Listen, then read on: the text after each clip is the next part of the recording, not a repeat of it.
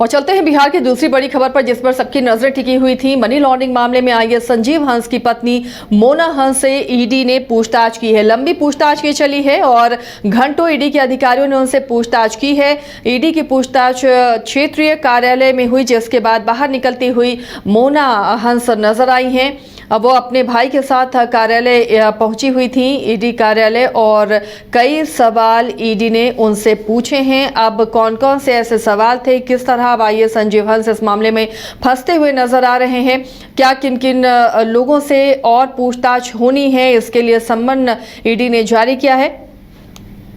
इसकी जानकारी के लिए हम सीधे रुक करेंगे पटना। हमारे सहयोगी चंदन इस मामले पर जुड़े हुए हैं हमारे साथ। चंदन, आज संजीव हंस की पत्नी से ईडी ने लंबी पूछताछ की है, किस तरह के सवाल किए गए, क्या कुछ और लोगों को भी सम्मन भेजा गया है?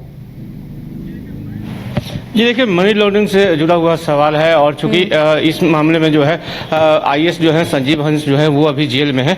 और जो संजीव हंस के जो कई जो व्यवसायी थे, जो नज़दीकी व्यवसायी थे, उनके यहाँ भी रेड पड़ा था। गुड़गांव, जयपुर, दिल्ली समेत कई जगहों पे, हैदराबाद समेत कई जगहों पे जो है ये रेड पड़ा था। और उसके बाद जो है इनकी पत्नी जो है मोना हंस, उनको भी ईडी ने समन भेजा था। और आज वो जो है लगभग 1 बजे के करीब में जो है ईडी कार्यालय जो छज्जूबाग स्थित है वहां पहुंची थी और कई घंटों तक उनसे जो है वो पूछताछ जो है वो हुई थी। और मोना हंस जो है अपने भाई के साथ आई थी और निकलते क्रम में जब मोना हंस जब ईडी कार्यालय से जब निकल रही थी तो वो मीडिया से दूरी बनाते हुए, जैसे तस्वीरों के माध्यम से आप देख सकते हैं आपकी किस तरह से जो है दूरी बनाते हुए निकली है।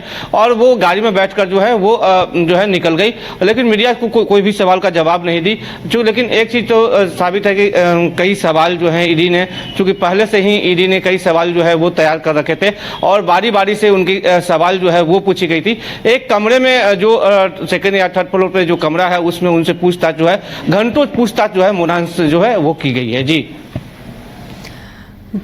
तो इस पूछताछ के बाद अब कुछ और भी ऐसे चेहरे हैं जो सामने आएंगे अगर ईडी की पड़ताल आगे जाती है। चंदन, झारखंड को आपने देखा होगा इस मामले में कि गिरफ्तारी के बाद कई नाम सामने आए, कई लोगों को सम्मन भेजा गया और तार जुड़ते हुए नजर आए। इस मामले में क्या कुछ और नजर आ रहा है? कई और लोग भी इस पूछताछ के बाद अब सामने आएंगे जिन्हें ईडी सम्मन भेजेगी? जी देखिए, अभी कई लोग जो हैं ईडी के रडार पे हैं और चूंकि लगातार ईडी का कार्रवाई जो है वो अभी जो है वो चल रहा है। मंगलवार की ही बात करिए तो मंगलवार को कई जो व्यवसायी हैं उनके यहाँ जो है रेड पड़ा था, जो जिनका निवेश जो है जो पैसा जो है इसमें जो लगाया गया था वो संजीव हंस के द्वारा, तो उन तमाम जो व्यवसायी है उनके यहाँ जो है रेड चली थी और कई लोगों से भी पूछताछ की गई है। और संजीव हंस और गुलाब यादव की जो पत्नी है उन्हें भी समन भेजा गया था और उन लोगों से जो है पूछताछ की जो कार्रवाई जो है वो चल रही है। तो इसके बाद ही जो चूंकि अभी ईडी हो सकता है कि यदि ईडी के सभी सवाल के जवाब नहीं दिए गए होंगे तो फिर ईडी जो है इन्हें तलब कर सकती है, फिर दोबारा सवाल के लिए बुला सकती है। तो लगातार जो है ईडी का शिकंजा जो है वो कहीं ना कहीं जो है वो कसती हुई नजर आ रही है। जी, तो ईडी लगातार अपना दायरा बढ़ा रही है और कई और नाम भी सामने आ सकते हैं। लेकिन संजीव हंस के बारे में अगर जाने चंदन, तो वो नीतीश कुमार के बेहद करीबी माने जाते थे आईएएस ऑफिसर के तौर पर। अब फिलहाल इस तरह की जो कार्रवाई हो रही है तो कई और आईएएस अफसर भी इसके ईडी के रडार पर होंगे, कई और भी नप सकते हैं।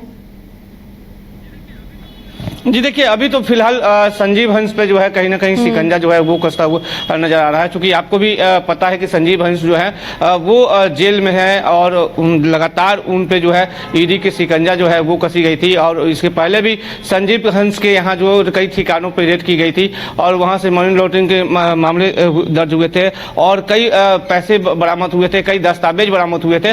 मंगलवार को भी जब इनका जो कई व्यापारियों से जो साक्षात्कार था तो वहाँ पे रेड हो गई तो वहां पे लगभग 26 लाख रुपए और 60 करोड़ का निवेश जो है वो शेयर मार्केट में और उसके साथ ही साथ 70 बैंक अकाउंट जो है वो बरामद किए गए थे।